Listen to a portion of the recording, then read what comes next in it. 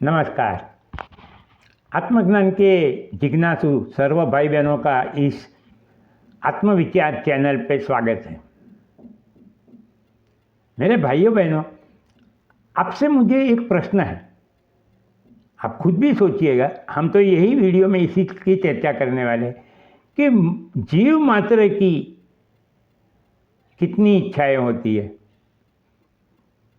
आप तो ये कहोगे हजारों इच्छाएं होती है, और सही बात है।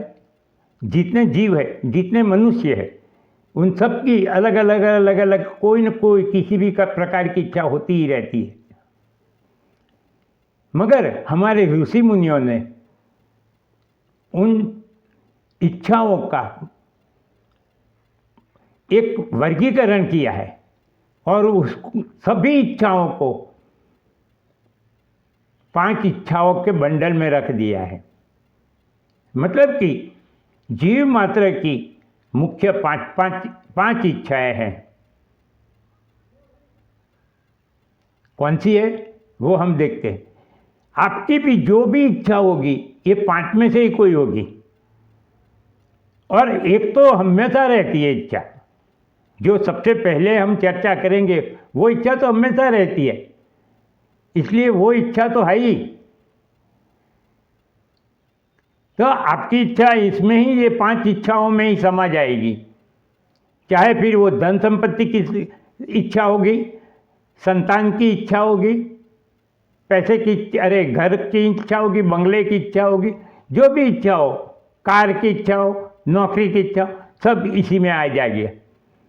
आप थोड़ा डीपली सोचेंगे तो आपको पता चल जाएगा कि आपकी सब इच्छाएं ये 5 इच्छा में ही आ जाती है। तो सबसे पहली इच्छा जीव मात्र की ये होती है कि मैं हमेशा जिंदा रहूं, मेरे अस्तित्व का कभी भी नाश ना हो, मेरा कभी मृत्यु ना हो।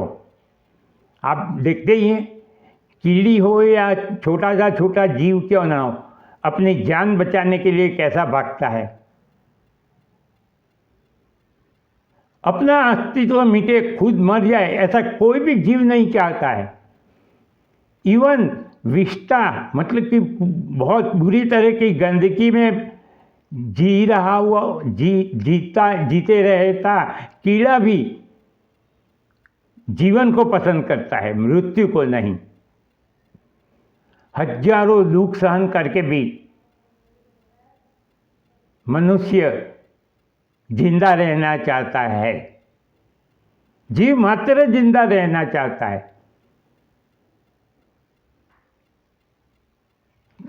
हम मनुष्य है, मनुष्य के बारे में मैं बात कर रहा हूँ, इसीलिए मैं मनुष्य को रेफरेंस में लेके बात कर रहा हूँ।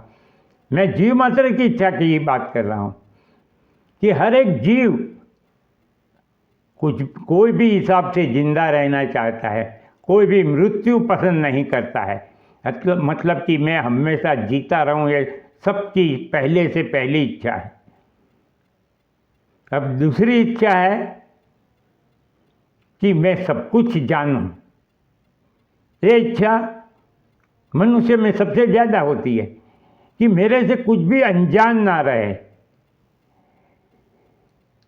कोई छोटे से छोटा अकस्मात का आवाज़ हम सुनते हैं और हम घर में बैठे हो तो भी हमको जानने की इच्छा होती है, क्या हुआ होगा। मतलब कि सब कुछ हमको जानने की इच्छा रहती है। हम केयर नहीं करते वो जानने की, वो बात अलग है। आपको और मुझे और सबको आत्मज्ञान की प्राप्ति के लिए परमात्मा के स्वरूप को जानने की इच्छा तो है, मगर आप उसको इग्नोर क्यों करते हो? क्योंकि एंटरटेनमेंट नहीं है। आप सब कुछ वही जानना चाहते हो जो आपको एंटरटेन करे, मगर जानना तो चाहते ही हो। तीसरी इच्छा है मैं हमेशा सुखी रहूं, मैं आनंद में रहूं, मेरे जीवन में कोई भी दुख ना आए। मैं दुख को टालने की कोशिश करता हूं, और मनुष्य के जीवन में सुख और दुख दोनों एक के बाद एक आते ही रहते हैं, और हमेशा मैं दुख को टालने की, दुख को दूर करने के प्रयत्न करता रहता हूँ। ये बताता है कि जीव मात्र सुख की इच्छा रखता है। हम सुखी रहना चाहते हैं, आनंद में रहना चाहते हैं। तो ये 3 इच्छाएं हुई। चौथी इच्छा कि मैं हमेशा स्वतंत्र रहूं, मेरे पे कोई शासन ना करे, मुझे कोई गुलाम ना बनाए। इवन पिंजरे में रखा हुआ पंछी भी पिंजरे से बाहर निकलना चाहता है, आकाश में उड़ना चाहता है।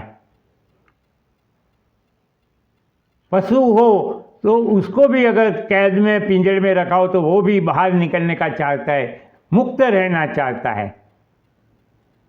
तो ये हुई चौथी इच्छा कि मैं हमेशा स्वतंत्र रहूं।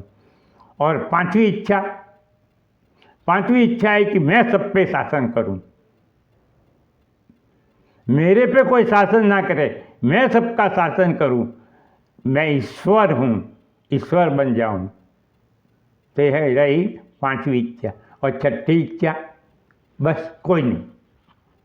ये 5 इच्छाओं के आगे कोई इच्छा रहती ही नहीं कि जो जीव में हो सके। बस 5 ही इच्छा है। इनमें से जो पहली 3 इच्छा मैंने कही, मैं हमेशा जीता रहूं, वो है सत्य की इच्छा। मैं सब कुछ जानूं, वो चित्त की इच्छा। और मैं हमेशा सुख और आनंद में रहूं, वो आनंद है, आनंद की इच्छा। ये 3 शब्दों को मिला के परमात्मा का एक नाम है सच्चिदानंद। सत प्लस चित्त प्लस आनंद, मतलब कि सच्चिदानंद। तो ये 3 इच्छाओं से परमात्मा का डायरेक्ट इंडिकेशन हो जाता है कि परमात्मा का मतलब सच्चिदानंद। किसी भी जीव की कोई भी इच्छा, एक भी इच्छा संपूर्ण तरह से पूर्ण नहीं होती, हो सकती भी नहीं है। तो जब भी हम ये दुनिया को, सब कुछ हमारे पास, भौतिक जगत का सब कुछ सुख है, हमने देखा कि मेरे पास जो चाहिए वो सब कुछ मुझे मिल गया है भगवान की कृपा से। फिर भी हम जब जाते हैं इस जगत को छोड़ के, सब कुछ खाली खाली सा लगता है। वो हमको तो अभी पता नहीं, मगर मृत्यु होते हुए आदमी को पूछना पड़े, वो बोलेगा कि मुझे सिर्फ शून्य ही दिखता है, खाली जीवन में दिखता है। तो ये भौतिक जगत में तो पूर्णता की लागणी होना बिल्कुल अशक्य है, क्योंकि भौतिक जगत कभी किसी को मिला नहीं और मिलने वाला भी नहीं है। क्योंकि हमने कल के वीडियो में देखा था कि हम क्या लेके आए थे और क्या लेके जाएंगे। भौतिक जगत की कुछ भी चीज़ लेके हम आए नहीं थे, और भौतिक जगत की कोई भी चीज़ लेके हम जानने वाले नहीं हैं। मतलब कि भौतिक जगत की कोई भी चीज़ से हमें पूर्णता का अनुभव नहीं होने वाला है। अगर हमें पूर्णता का अनुभव करना है, हम चाहते हैं कि हम जब इस जगत को छोड़ के जाएं तब हम आनंद पूर्वक जाएं, रोते रोते नहीं। तो हमें आत्मज्ञान की प्राप्ति करना जरूरी बन जाता है। आत्मज्ञान की प्राप्ति होने से, अपने आत्मा का स्वरूप जानने से आपको सब कुछ मिल जाएगा। क्योंकि ये 5 में से एक भी इच्छा नहीं रहेगी फिर, क्योंकि 5 इच्छा आपके अंदर समा जाएगी। आप खुद ईश्वर रूप बन जाओगे।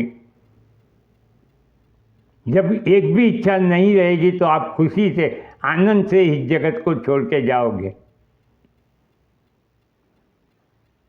मेरे भाइयों बहनों, अगर आपको मेरी भगवत गीता या आध्यात्मिक ज्ञान देने की पद्धति, रीत पसंद आई हो, आपको भी आत्मज्ञान की प्राप्ति की जिज्ञासा हो, मैंने कहा है कि है, मगर आप इग्नोर करते हो, आपको एंटरटेन नहीं मिलता है, इसीलिए आप इस इच्छा को इग्नोर करते हो। मगर फिर भी दिन में 15 मिनट निकाल के आत्मविचार की बातों पे सोचो, करो।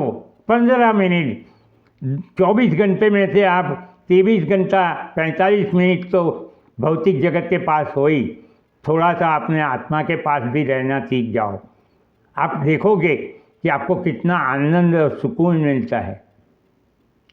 आप भी सब्सक्राइब करके इस चैनल को सुनते रहिए और आपके मित्र मंडल या सगा वाला स्नेहीजन भी आत्मज्ञान के जिज्ञासु हो, ऐसे लोगों को भी इस चैनल के बारे में कहिए कि वो भी सुने।